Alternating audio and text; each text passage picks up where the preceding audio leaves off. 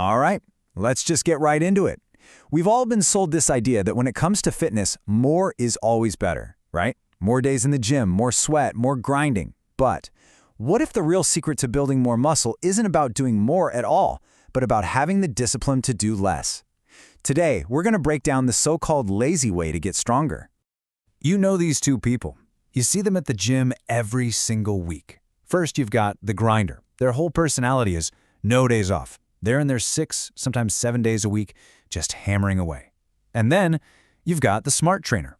They might only be there 3 days a week. They take these long, luxurious rests between sets, and yet somehow they're the ones adding weight to the bar every single month. So it really makes you wonder, doesn't it? Who's actually getting stronger here? The person who's doing everything, or the one who, on the surface, looks like they're barely trying? Well, the answer, it's probably not what you think. And that is where we get this idea of the lazy fitness paradox. It's this concept that what looks like laziness is actually a much deeper, more strategic kind of discipline.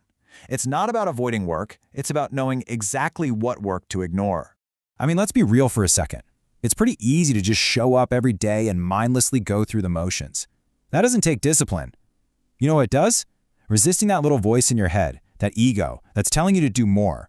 One more set, one more exercise, one more day. The real discipline is having the guts to do only what works and then walk away. So, what does this actually look like in practice? Let's deconstruct the perfect workout week and see how this whole less is more thing really plays out when it comes to how often you train, how much you do, and how long you rest. First things first, frequency. All the research pretty much points to the same thing. Hitting a muscle group about 2 to 3 times a week is the absolute sweet spot. That gives your body enough of a signal to grow, but, and this is the important part, it also gives it enough time to recover and actually do the growing.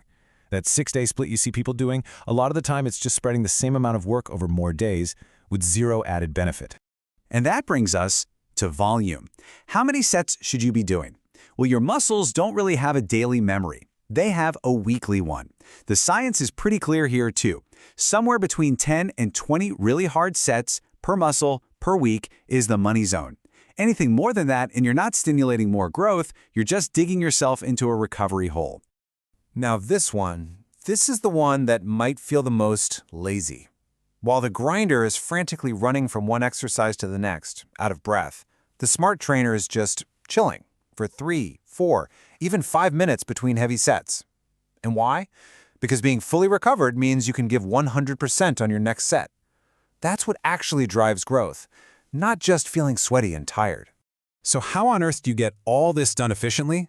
Simple, compound lifts. We're talking about the biggest bang for your buck exercises out there. Think about it. A single pull-up hits your back, your biceps, and your core.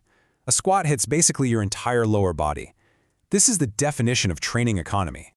So here's the bottom line on this. Your goal is not to confuse your muscles with 15 different fancy exercises for variety. Your goal is to get brutally strong in a handful of core movements. Chasing variety just for the sake of it is, as the source material puts it, just smart thinking disguised as hard work. All right, now let's take this same idea and apply it to cardio.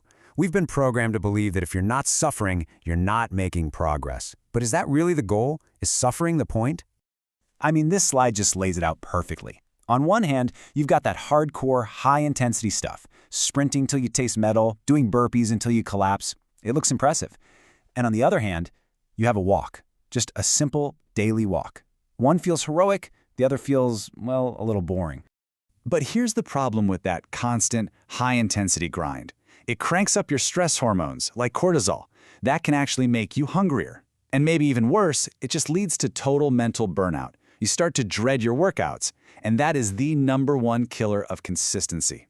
And that really is the key takeaway here. The best form of cardio is the one you'll actually do, day in and day out. A daily walk that you can do without even thinking about it is going to get you so much further than that brutal sprint workout that you're constantly finding excuses to skip. It's just simple math.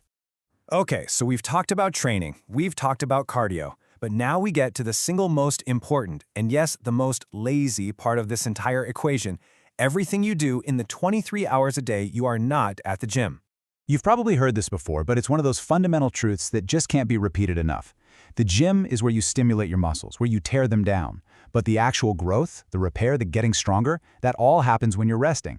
specifically when you're asleep. I mean, just look at this chart. It puts everything into perspective. See that tiny little sliver for the gym? 4%. That's the stimulus.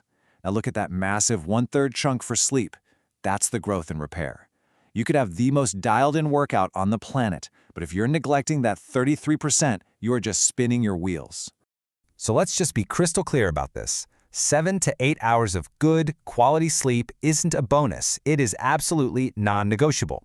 It's more powerful than any supplement you can buy. If you're not sleeping enough, you get less muscle, more stress, and lower testosterone. It is the ultimate progress killer. Period. So let's wrap all this up and redefine what discipline really looks like. It's not about how much suffering you can endure. It's about having the wisdom and, honestly, the courage to focus only on the few things that actually move the needle. Here are the two paths, side by side. You've got the grind, 6 days a week, cardio you hate, always adding more, and then you burn out after a few months. Then you have the discipline. 3 smart training days, a daily walk, doing your 10 to 20 hard sets, and then stopping. It might feel lazy in the short term, but it's the path that keeps you in the game for years. And that's where the real results are made. Which leaves us with one final thought to chew on. In a world that is obsessed with more, maybe the ultimate form of discipline isn't about pushing yourself to do one more rep. Maybe it's having the wisdom and the confidence to know when the work is done.